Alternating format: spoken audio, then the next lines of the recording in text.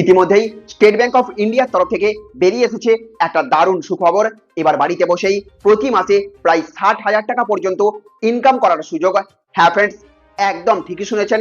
আপনার কাছেও যদি স্টেট ব্যাংকের অ্যাকাউন্ট থেকে থাকে তাহলে আপনার জন্যও রয়েছে এই দুর্দান্ত সুযোগ, যার মাধ্যমে আপনি প্রতি মাসে কমপক্ষে প্রায় 60,000 টাকা পর্যন্ত উপার্জন করতে পারবেন। আর এর জন্য কোনো ব্যবসা চালানোর ঝামেলা নেই, কর্মচারী রাখারও কোনো ঝামেলা নেই, প্রতিদিন দোকান খোলারও কোনো দরকার নেই। তাই আপনার কাছে যদি স্টেট ব্যাংক অফ ইন্ডিয়ার অ্যাকাউন্ট থেকে থাকে তাহলে অবশ্যই এই ভিডিওটি শুরু থেকে শেষ পর্যন্ত মনোযোগ সহকারে দেখতে থাকুন, কারণ আজকের ভিডিওতে এই বিষয়টাই বিস্তারিতভাবে আলোচনা করা হবে। আপনারা দেখছেন টেক শেয়ারিং অনলাইন চ্যানেল।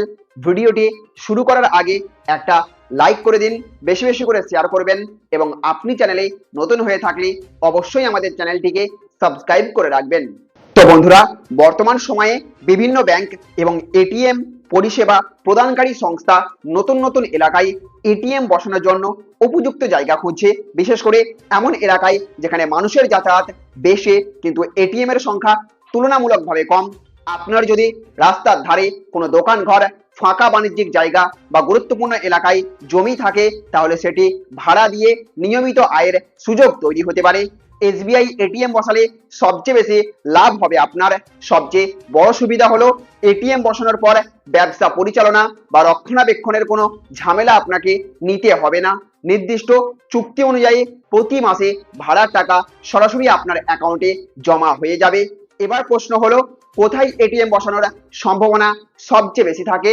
সাধারণত ব্যস্ত বাজার এলাকা, shopping zone, bus stand, rail station সংলগ্ন এলাকা, হাসপাতাল, কলেজ, সরকারি অফিসের আশপাশ এবং ঘনবসতিপূর্ণ এলাকাগুলিকে অগ্রাধিকার দেওয়া হয়ে থাকে। ছোট শহর এবং মফস্বল এলাকাতেও এখন নতুন এটিএম বসানোর প্রবণতা বাড়ছে, ফলে অনেক ক্ষেত্রেই গ্রাম বা ব্লক শহরের কাছাকাছি জায়গাতেও নির্বাচিত হতে পারে এটিএম বসানো। এবার জেনে নেওয়া যাক কি কি শর্ত পূরণ করতে হবে। সাধারণত 60 থেকে 100 বর্গফুট জায়গা থাকলে এটিএম কিওস্ক বসানোর জন্য বিবেচনা করা হয়। জায়গাটি নিচু তলায় বা গ্রাউন্ড ফ্লোরে হওয়া ভালো। 24 ঘন্টা সহজে যাতায়াতের সুবিধা থাকতে হবে। বিদ্যুৎ এবং ইন্টারনেট সংযোগের ব্যবস্থা থাকা প্রয়োজন। নিরাপত্তার জন্য সিসিটিভি বসানোর উপযুক্ত পরিবেশ থাকতে হবে। মজবুত নির্মাণ এবং কংক্রিটের ছাদ থাকলে অতিরিক্ত সুবিধা কিন্তু পাওয়া যাবে। এবার আসি আবেদন প্রক্রিয়ায়। আপনি চাইলে সরাসরি নিকটবর্তী ব্যাংক শাখায় যোগাযোগ করতে পারেন। সেখানে আপনার সম্পত্তির বিবরণ দিয়ে আবেদন জমা দিতে হবে। এরপর সম্পত্তির ছবি, অবস্থানের তথ্য এবং মালিকানার নথি জমা দিতে হবে। ব্যাংক বা সংশ্লিষ্ট সংস্থার প্রতিনিধি এসে জায়গাটিকে পরিদর্শন করবেন। সবকিছু ঠিক থাকলে লিজ বা ভাড়ার চুক্তির প্রক্রিয়া শুরু হয়ে যাবে। শুধু ব্যাংক নয়, বিভিন্ন হোয়াইট লেভেল এটিএম সংস্থার কাছেও আবেদন কিন্তু করা যাবে। আরো বিভিন্ন এলাকায় তারাও নতুন এটিএম বসানোর জন্য জায়গা খুঁজে থাকে। এবার অনেকের মনেই একটা প্রশ্ন জাগতে পারে, মাসে তাহলে কত টাকা ভাড়া পাওয়া যেতে পারে? এটি সম্পূর্ণ নির্ভর করবে জায়গার অবস্থান এবং বাণিজ্যিক গুরুত্বের উপর। মেট্রো শহরে অনেক ক্ষেত্রে 25,000 থেকে 60,000 টাকা পর্যন্ত বা তারও বেশি ভাড়া পাওয়া যায়, এবং দ্বিতীয় হচ্ছে শহরে সাধারণত 15,000 থেকে 35,000 টাকার মধ্যে ভাড়া হতে পারে। আর মফস্বল বা আধা শহরে এলাকাতে 8,000 থেকে 20,000 টাকা পর্যন্ত মাসিক আয় হবার সম্ভাবনা থাকে। সবচেয়ে বড় বিষয় কি জানেন?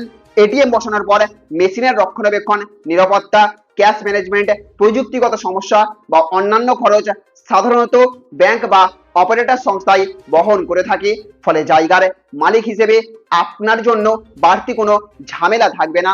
তাই আপনার কাছে যদি এমন কোনো ফাঁকা জায়গা বা দোকান ঘর থেকে থাকে তাহলে সেটিকে অব্যাহত বা অব্যবহৃত হলে ফেলে না রেখে আয়ের উৎসে পরিণত করার বিষয়টি একবার ভেবে দেখতে পারেন। তো বন্ধুরা, আপনার এলাকায় যদি এটিএম বসানোর সুযোগ থাকে তাহলে কি জায়গা ভাড়া দিতে আগ্রহী হবেন আপনি? কমেন্ট করে অবশ্যই জানাবেন। ভিডিওটি যদি তথ্যবহুল মনে হয়ে থাকে তাহলে অবশ্যই ভিডিওটিতে এক্ষুনি একটা লাইক করে দেবেন। জনস্বার্থে বেশি বেশি করে ভিডিওটিকে শেয়ার করবেন। চ্যানেলে আপনি নতুন হয়ে থাকলে অবশ্যই চ্যানেলটিকে সাবস্ক্রাইব করে রাখবেন। ভালো থাকবেন, সুস্থ থাকবেন। Thank you friends, thank you for watching.